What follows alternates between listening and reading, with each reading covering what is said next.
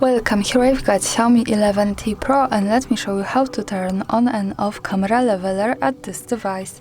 So let's start by tapping on camera button to open it, and for now we are on standard photo mode. From here let's go to right corner button. When we pick it, we get access to more options about the camera we can manage.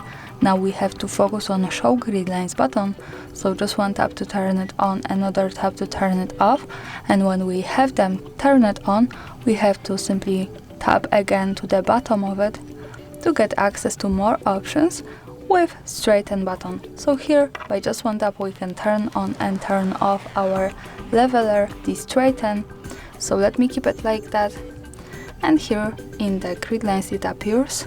This is useful when we want to be sure that we hold our device steady when we need to take straight picture. And as you can see, this is how it works. When we have a yellow line, we can be sure that we hold device steady.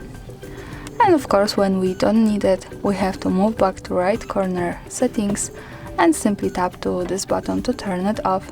That's all, thanks for watching, subscribe our channel and leave the thumbs up.